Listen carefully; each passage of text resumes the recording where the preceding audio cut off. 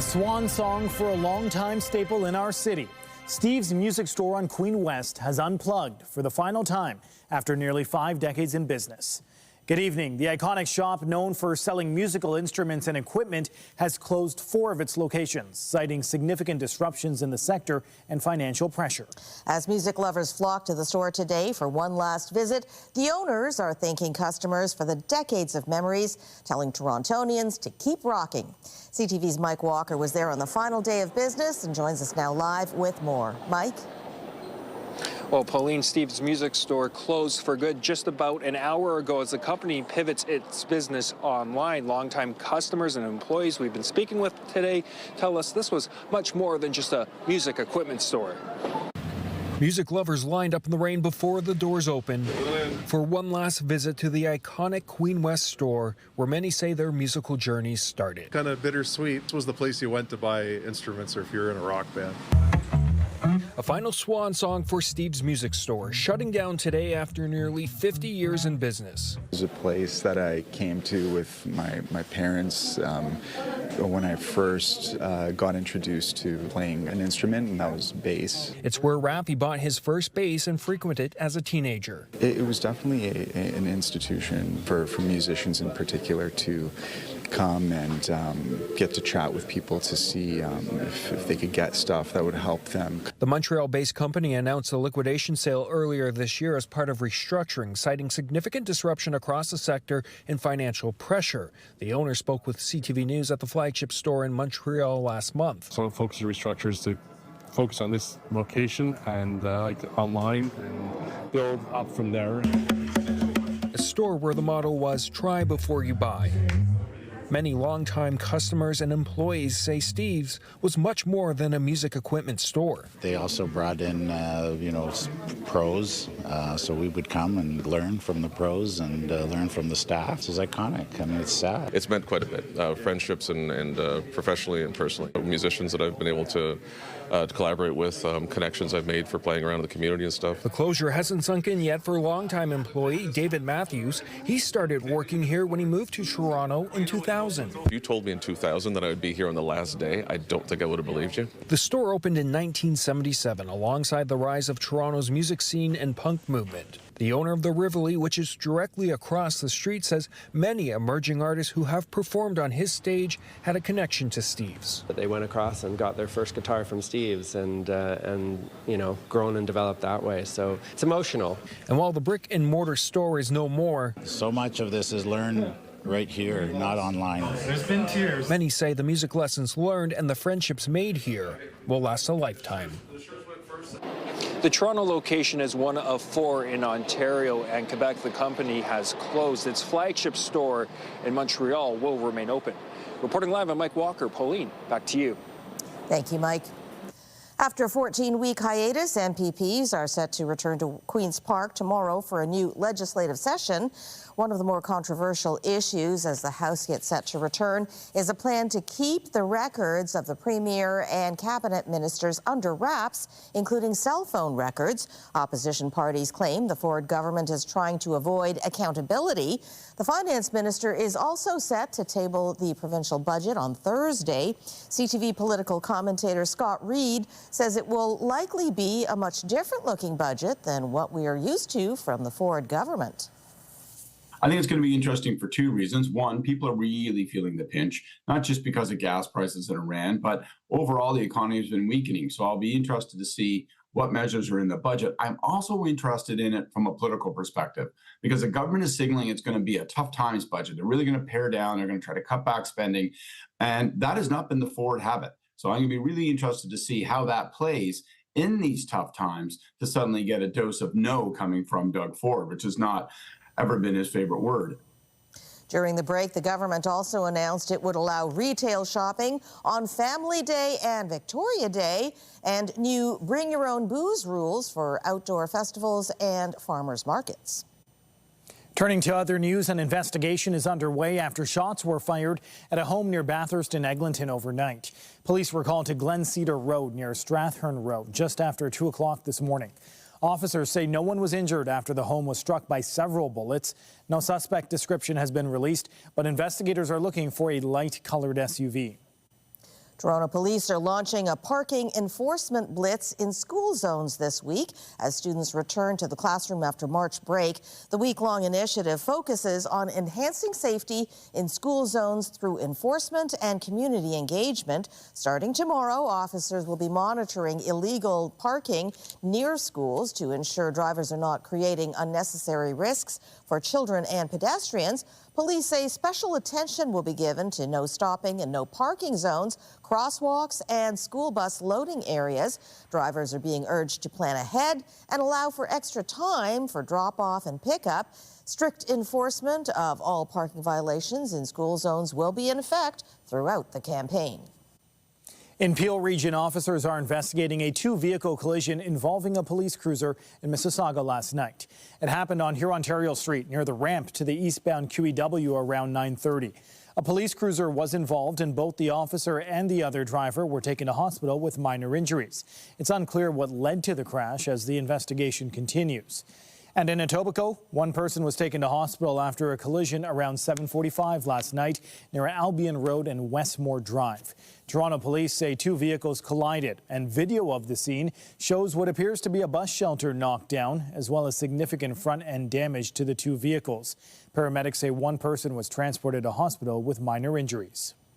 And a pedestrian is in hospital after being struck by a vehicle in Scarborough this morning. It happened at Morningside Avenue and Coronation Drive just after 11.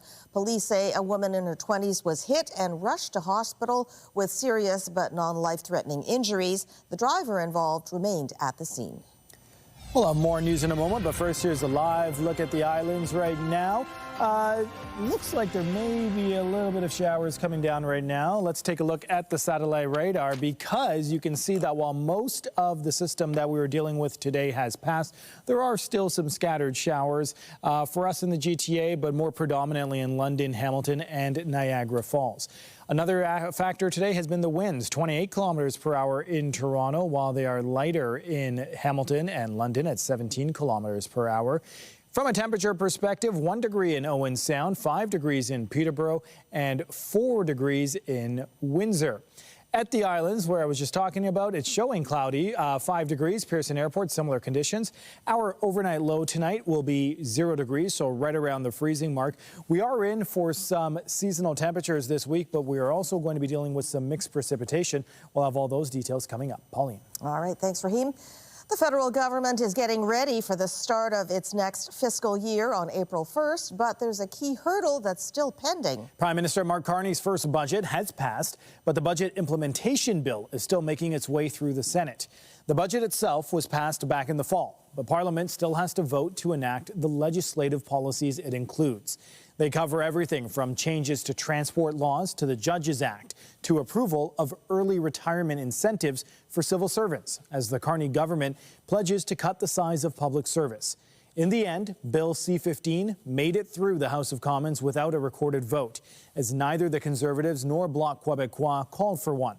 The Senate's Finance Committee will consider the budget implementation bill on Tuesday. Political watchers are also preparing for a trio of by-elections that could shift the power dynamic in Ottawa, as the Liberals stand 2 seats shy of a majority in the House of Commons. By-elections are taking place after Cabinet Ministers Bill Blair and Chrystia Freeland resigned as the Liberal MPs for Scarborough Southwest and University Rosedale. Voters will also head to the polls in a Quebec riding after last year's election result was annulled. Elections Canada says voters must have resided in the participating ridings as of March 8th to cast a ballot. Election day is April 13th. A legal challenge to Quebec's secularism law is going before Canada's Supreme Court tomorrow. Quebec passed its Bill 21 in 2019. It set out to the government's secularism policies, which included prohibiting civil servants in positions of power from wearing religious symbols at work. Legal experts say the hearing will focus on Quebec's decision to preemptively invoke the notwithstanding clause to shield the legislation from most court challenges over claims of rights violations. In a bid to boost recruitment and increase the number of officers, RCMP Commissioner Mike Duhem says the National Police Force is making changes to its training process, which figures show can last over a year.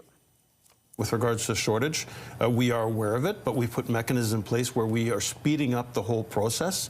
And parallel track, we have a pilot project where you've probably done your research, you've probably seen we had 464 days, we're down to 370. We have a pilot project that at the end of it, we're comfortable that we can get someone in the door, out to depot within 6 months. Those comments come as Canada's Auditor General is set to release a report on RCMP recruitment tomorrow. The AG's office says it launched an audit because the service was short 2,000 officers as of 2023. A Canadian dream to send the country's first rover to the moon has been canned. The Canadian Space Agency has cancelled its lunar mission as part of Prime Minister Mark Carney's comprehensive spending review. CTV's Garrett Berry has a look at what that means. For dreamers young, going into space and discovering stuff. To see what it's like to be on it. And older. The moon is, the moon is important. The moon's a big resource. There's something about a space mission that simply excites. We're in a full universe, and we can't be really the only thing that's alive out there. But when hope hits fiscal reality. Horrible housing market, horrible job market. Goods are getting way too expensive. Each year it just gets more and more expensive. Tough decisions are sure to follow. So the Canadian Space Agency has now canned its plan to send a first ever Canadian-built rover to the moon's south pole, part of cost-cutting measures estimated to save $33 million over the next 3 years. The rover would have searched for ice on the moon's surface as part of a 14-day mission in the same area where NASA hopes to send astronauts aboard Artemis 4 in a few years' time. This was going to be really exciting, and it's sad that it's going away. On the other hand, I'm wary of the fact that science and scientists have to walk a line with the public. Because as Ottawa is pulling back here, it is spending on space exploration elsewhere. $200 million was promised last week to lease a space launch pad in Nova Scotia for 10 years. Riskin says it's become important to show that researchers are spending wisely and prudently as the economy sputters. The people are having trouble paying for gas and paying for groceries. I think it's really important for the Canadian space science community to meet that moment. He said it's a matter of credibility, and this next generation of Canadians agree. We got pretty far. There is some we didn't explore, but we could hold off for a bit. I feel like spending the money back at home would be more beneficial because we don't know our own planet well enough. Garrett Berry, CTV News, St. John's. As soon as tomorrow, travelers flying through U.S. airports could start seeing immigration and customs enforcement agents helping secure those travel hubs. U.S. President Donald Trump has said he was considering that step as the regular screening agency struggles under a funding freeze. Officers with the Transportation Security Agency have been working without pay, or in some cases, quitting or not showing up at work because of a partial U.S. government shutdown. It's in effect at the Department of Homeland Security as Republicans and Democrats clash over potential restrictions on ICE agents following the Minneapolis immigration crackdown. The lack of funding for TSA has meant longer lines at airports, something the White House says it's looking to tackle.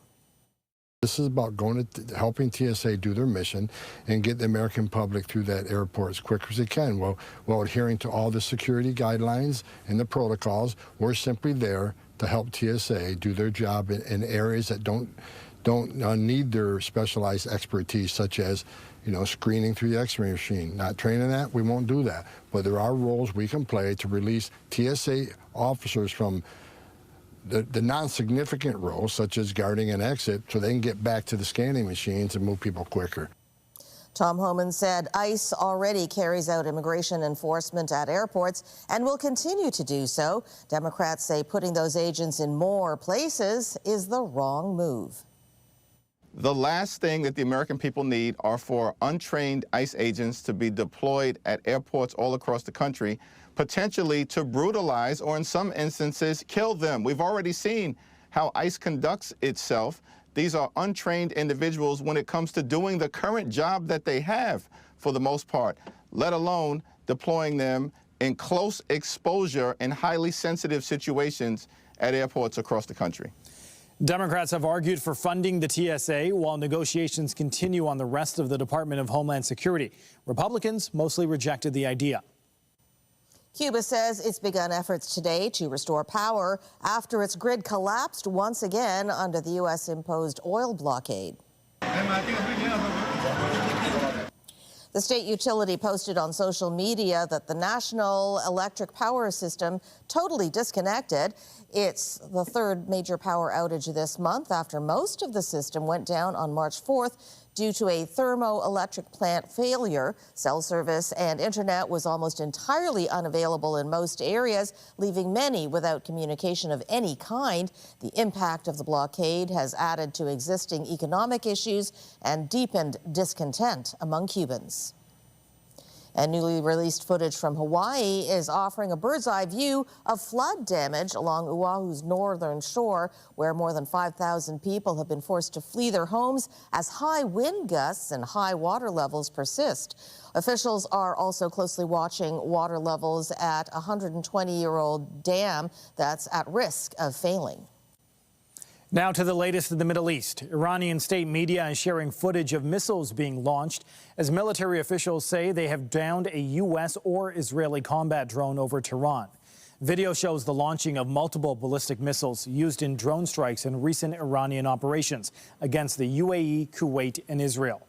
Fragments of Iranian missiles came falling down on the Tel Aviv area today, causing a number of injuries. Looking further south, Israel's military says it's investigating why its air defenses failed to stop Iranian strikes Saturday night that left around 180 people hurt.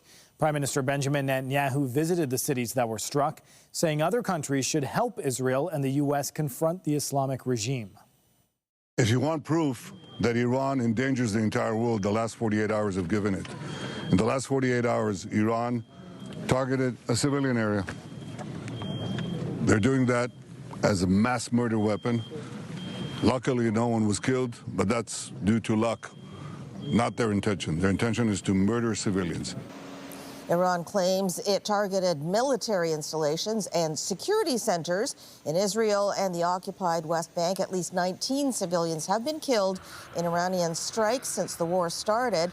More than 2,000 people have been killed in Iran since the U.S. and Israel began their attacks.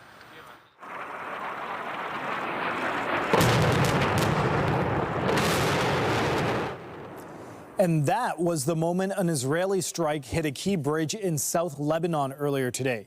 Israel's defense minister says he ordered the bridge and others to be taken out, claiming they were being used by Hezbollah militants as Israeli forces deploy near the country's shared border.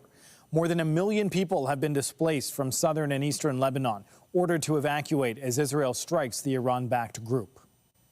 Meanwhile, U.S. President Donald Trump is stepping up his demand for Iran to allow the reopening of the Strait of Hormuz, where oil traffic has been halted as a result of the Mideast conflict.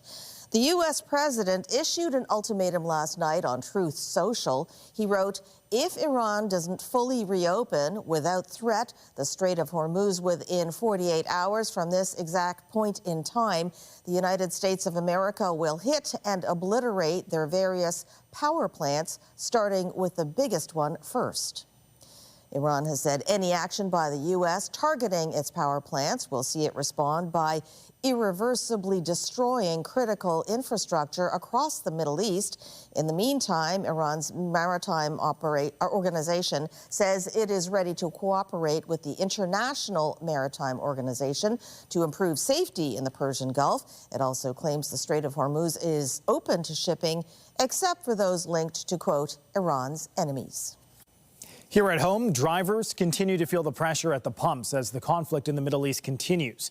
At some gas stations across the GTA, drivers are now paying as high as $1.78 a liter after a 6-cent jump overnight.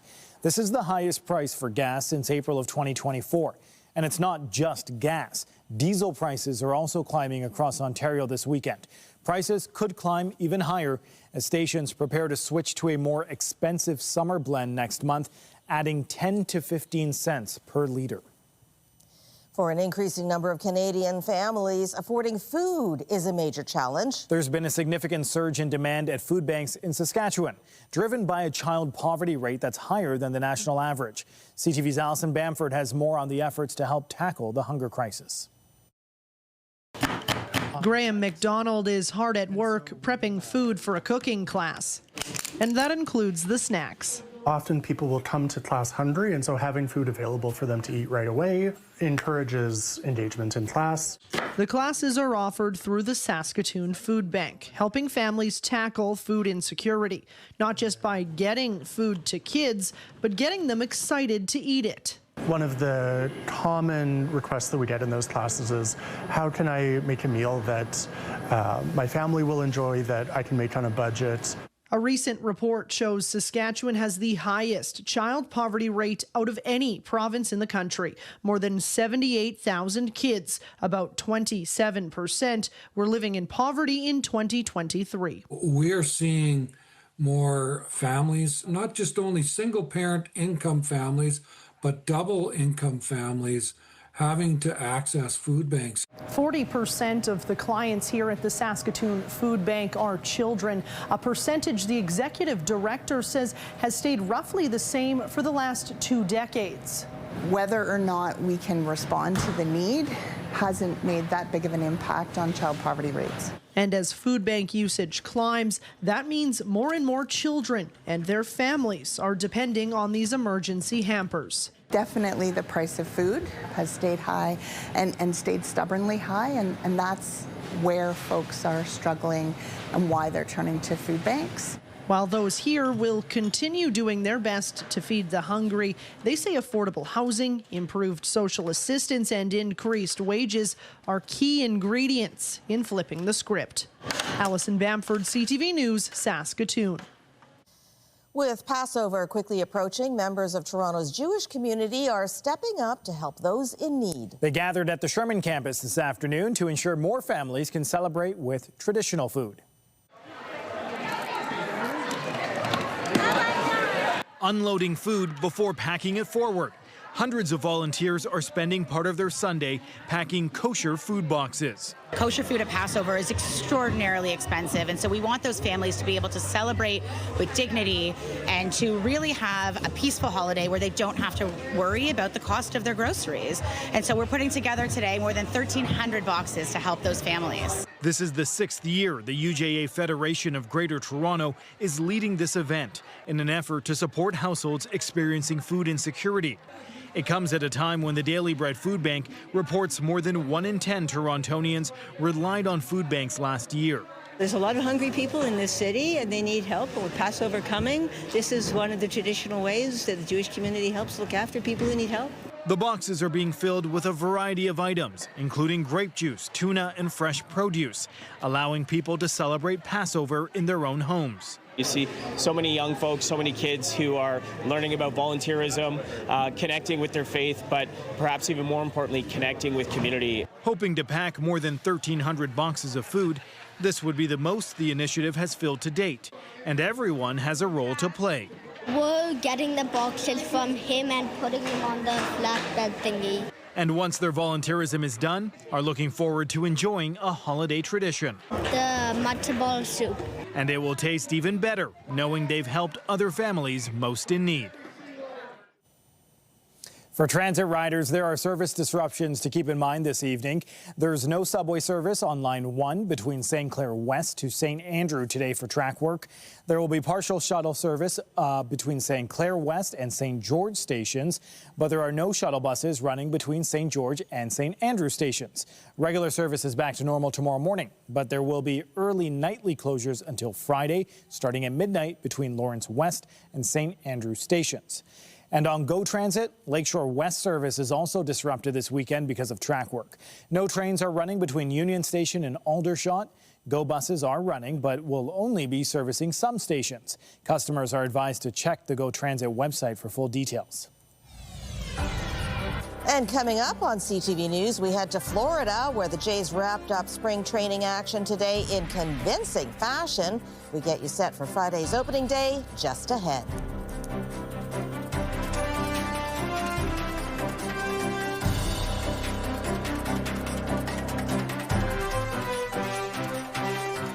When you see it happen, send it to CTV News. Text 10400 from your screen to ours. Text 10400. Celebrations are taking place across the globe to welcome spring, including in Mexico, where tourists gathered at the Pyramid of the Suns, hoping to harness good energy heading into the season.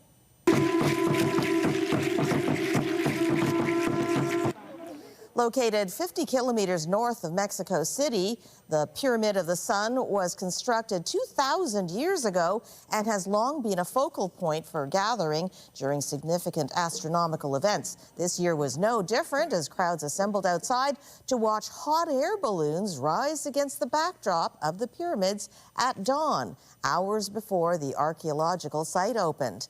And crowds also marked the start of spring in Poland.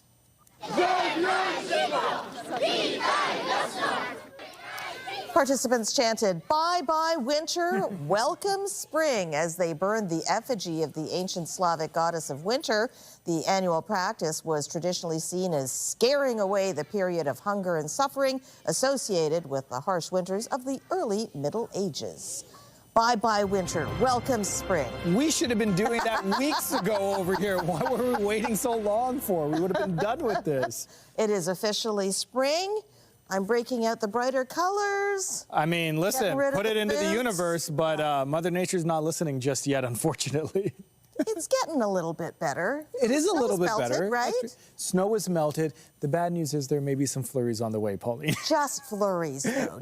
That's true. Let me tell you about it. So temperatures right now, first of all, we are sitting at 4 degrees. With the wind chill, it's actually feeling like -1. Yes, it's still feeling below 0. So that's not great news. Here's your evening at a glance. By 9 p.m., 2 degrees and cloudy and a bit of overcast by 11 p.m. Your lows overnight, we're around normal, a little bit below. Normal for this time of year would be -2. Tonight's low is right around the freezing mark, so we're in the neighborhood there. Here's your look tomorrow when you wake up. Overcast, but then as I mentioned, here's the chance of flurries from 7 a.m. into 9 a.m. as well, so keep that in mind as you head out. But our highs are below normal. 3 degrees will be our high tomorrow. Normal for this time of year is 6. In fact, everyone across the board tomorrow is below normal for this time of year. Let's take a look at your glance tomorrow. So 4 p.m., 3 degrees, feeling like -1. So yes, there will be a wind chill tomorrow afternoon, along with a 20 to 40 kilometer wind, and the sun is setting at 7:33 p.m., so it continues to get late. That's nice. Let's show you the forecast radar, because over the next 48 hours, there are going to be some pop-up showers or flurries over the next couple of days, depending on where you are. So you want to make sure that you keep the rain gear handy in case, and make sure that your windshield washer is topped up. Let's take a look at the 7-day forecast. We've talked about Monday. Tuesday, we could see some mixing. Wednesday, mixing as well. Thursday, we do go up to 6 degrees. That's the good news, but we lose the sunshine, and there's also a 40% chance of showers. Right now, it seems like then on Friday, things start to clear up, and we're in for a great end of week next week, heading into the weekend, right around the freezing mark, all the way back up to 5 degrees and some sunshine. So it's a bit of a mixed bag. It's what you expect at this time of year, but it certainly feels more like spring than winter. So that's the good news. Pauline. Excellent. Thanks, Raheem. Canada is well known for space achievements, from astronauts to robotic arms and satellites. But Ottawa is now hoping to blast off into a new frontier by launching its own rockets. CTV's John Venevalley-Rao reports. Canadian astronaut Jeremy Hansen's now hoping to blast off towards the moon, perhaps in less than 2 weeks, hitching a ride on an American rocket that's been rolled back out to the launch pad.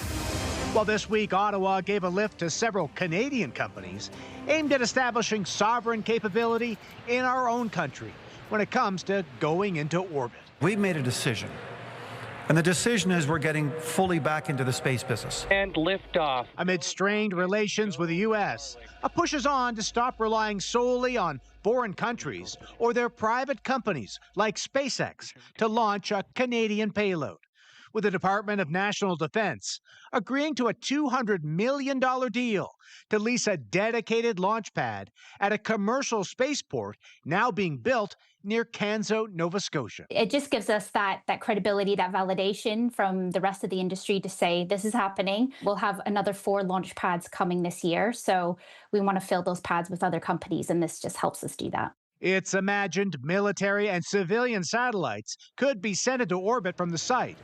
The government is also awarding $8 million each to 3 companies, dreaming of developing made-in-Canada rockets, including Nordspace, a Markham, Ontario-based firm which employs 30 people. This means that we can hire more people more quickly and move into our new facility, as we are in a couple of weeks, 10 times our size.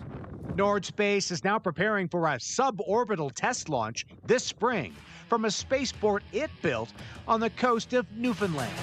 Its CEO hopes all of the Canadian efforts underway will lure more talent. You know, there are a lot of Canadians abroad that work for companies, that work for other countries in rocket development and spacecraft development. And we really hope that they leverage this opportunity to come back home, build for Canada. We need them. Canadian companies aiming high as the country seeks more control over its spacefaring future. John Benavelli-Rao, CTV News, Toronto. The Battle of Ontario hit the ice in Ottawa last night as the Maple Leafs were looking to get back in the win column. 16 seconds. Here's Tavares in. Scores. Return fire from the Leafs. Trailing by 3-0, John Tavares got the Buds on the board late in the second period. Toronto got within 1 in the final frame, but the Sens added a couple more to win 5-2. The Leafs returned to action Tuesday, visiting the Boston Bruins. And some scary moments for the Leafs ahead of yesterday's game. Goalie Anthony Stolarz, who was set to start, was injured after taking a puck to the throat during the warm-ups. He was taken to hospital as a precaution. He has since been released and reunited with the team. The Blue Jays were in spring training action one last time as they prepare for opening day on Friday. High in the air to deep left center field, and Vladdy is ready for opening day. The Jays' bats were booming in this one. Vladimir Guerrero Jr. starting the scoring with a 2-run homer in the first. The Jays would add 4 more runs in the inning en route to a 14-1 win in their final tune-up before opening their season Friday against the Athletics at the Rogers Centre. Toronto finished spring training with a record of 12-14. On the hard court, the Raptors are looking to bounce back tonight as they head to the desert to take on the Phoenix Suns. Mamu in the corner. Walter! Bucket and book it. Yeah, they should have won that one. Toronto is coming off a 121-115 loss to the Denver Nuggets on Friday as they continue a 5-game road trip in their fight for the playoffs. The Raptors currently sit 5th in the Eastern Conference. Phoenix is 7th in the West and has dropped 5 straight. Tip-off tonight is set for 9 o'clock. Canada's first WNBA team will soon take to the court in our city, and you can now get tickets to select games for the inaugural season. Tempo President Teresa Resch joined us with more on the excitement surrounding the season set to tip off in May. We have 2 goals this year when we talk about selling tickets. Number 1, sell out every single game. And number 2, have as many unique visitors as possible. So having the 7 games in very large arenas across the country is one way. Also our price point, $25 to get in. And also, we look forward to welcoming everybody. I think the game experience, we are brand new. So there's still a lot of people who maybe are just hearing about the Toronto Tempo for the first time today, maybe this opportunity. So we have a lot of work to do to make sure people know who the Toronto Tempo is and deliver a great experience. Tickets for 3 regular season games at Scotiabank and 2 games being held in Vancouver and Montreal are now on sale. The team will play the majority of its games this season at Coca-Cola Coliseum. Those tickets will go on sale early next month. Season tickets are already sold out. The Tempo opened the season May 8th at home against the Washington Mystics. Still ahead, getting frustrated with an increase in businesses asking for tips. A new survey shows the majority of Canadians are looking to do away with the practice altogether. We have the details after the break. Tonight, the high-value heist targeting collectibles. In a matter of a few minutes, they left with 20 grand worth of stuff. The merchandise attracting thieves and leaving shop owners frustrated. Later on CTV National News and Watch on Crave.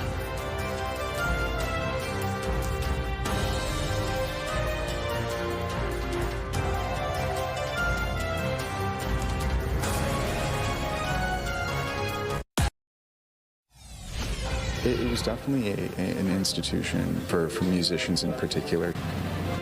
Updating our top stories, another staple of Toronto retail has closed its doors for good. Today marked the swan song for Steve's Music Store in Queen West after nearly 5 decades in business. The Montreal-based company announced a liquidation sale earlier this year as part of a restructuring effort. The government is signaling it's going to be a tough times budget. They're really going to pare down. They're going to try to cut back spending. After a 14-week hiatus, MPPs are set to return to Queen's Park tomorrow for a new legislative session. The finance minister is set to table the provincial budget on Thursday. This comes as the Ford government faces ongoing questions over its plans to exempt cabinet records from freedom of information requests. Getting the boxes from him and putting them on the flatbed thingy. And it was all hands on deck at the UJA's Sherman campus this afternoon as members of the Jewish community gathered to pack kosher food boxes. This is the 6th year the event has taken place ahead of Passover. It's aimed at helping households celebrate the holiday as food insecurity across the city continues to climb. Remember to keep up to date day and night through our website, ctvnewstoronto.ca, and by downloading the CTV News app. And if you have a news tip, photos, or video of breaking news, let us know. A new survey suggests the expectation for customers to leave a tip has Canadians increasingly fed up. And as CTV's Kimberly Fowler tells us, the majority want to get rid of the practice altogether. A lot of Canadians say they're pretty much done with tipping. I think it should be included in the price. You shouldn't be asked to tip. Just because you're doing your job doesn't mean you need to be tipped for doing your job. Many businesses implemented suggesting tipping options during the pandemic, but now the expectation to leave a tip has some customers saying it's gone too far. I used to love tipping extra for really good service, and I feel like that's kind of gone away now. Even for bare minimum service, they expect 18-20%. And they're not alone. A new survey by H&R Block finds 2/3 of Canadians want to do away with the practice.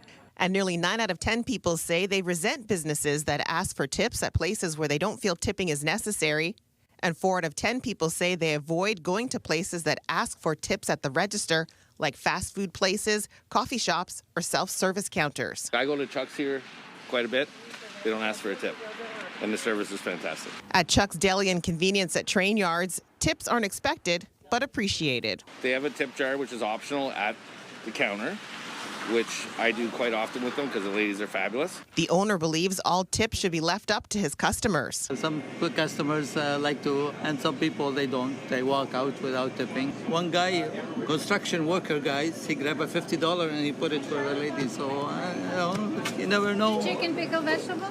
But getting rid of tipping could affect the day-to-day operations in the service industry, and at restaurants, it could mean higher prices for customers to offset the loss of income to employees. I would assume it would be included in the price. I mean, minimum wage is quite high already, so if tipping were to be taken away, I don't know what that would look like. I don't know what the workforce would look like for that. But many say the tip options make them feel guilty or pressured. Even though we feel annoyed by this question for the tip on the machine, 57% of us, so more than half of us, will give a tip anyway. Kimberly Fowler, CTV News. Health Canada has announced a recall for a brand of retractable baby gates, warning that they pose an entrapment hazard. The product in question is the Vivor retractable baby gate, sold in the colors black, gray, and white. A recall notice says the gates can allow a child's torso to fit through the opening between the item and the floor, posing a serious injury risk. None have been reported in this country, but customers are advised to stop using the items immediately and seek a refund. New data from Statistics Canada shows the price of beef is on the rise despite signs the cattle industry is becoming more stable. CTV's Quinn Keenan has more on when we can expect the cost of steak to become more lean. Beef prices have continued to rise over recent years. New data from Statistics Canada shows beef prices have risen 14% year over year. An increase year over year. We are working on double-digit increases in the price of retail beef, that is for sure. A lot of it has been driven by the rebuild that's now going on in Canada. The biggest driver behind these increases has been smaller herd sizes. Ranchers in southern Alberta shrunk their herds to stay profitable amid drought. A similar situation in the Midwestern United States has compounded the problem. So when there's a drought in the Midwest U.S. and a drought in the prairies in Canada, the two were kind of combined together to have a little double whammy, and both sides of the border reduced their cow herds. It will likely be at least a couple years before prices begin to stabilize. It typically takes about 3 years for a calf to grow to the point it can be processed. We have to retain a heifer, then get the heifer bred, then she has a calf, then the calf has to be fed and growing up and processed, and that's almost a 3-year process. There are some signs the Canadian cattle industry is recovering. Better weather conditions have encouraged ranchers to grow their herds. At the start of 2026, there were 11.1 million cattle in Canada, which was 2.3% higher than 2025. That's the first year-over-year increase since 2018. Now that we had some favorable weather conditions last year, we're starting to see producers really want to expand their herd. This year, the January 1st number was the first indication of that. Quinn Keenan, CTV News, Lethbridge. This weekend's #1 movie soared higher than expected at the box office. Every star was infected by its neighbor except one. Why? We don't know. Which is why Project Hail Mary blasted off with $80.6 million US across North America. That was enough to score the movie starring Ryan Gosling the biggest debut of 2026 so far. It's also the best opening ever for Amazon MGM Studios. And just ahead, a first-of-its-kind sporting event took place in Calgary this weekend. More on the growth of para-wheelchair boxing after the break.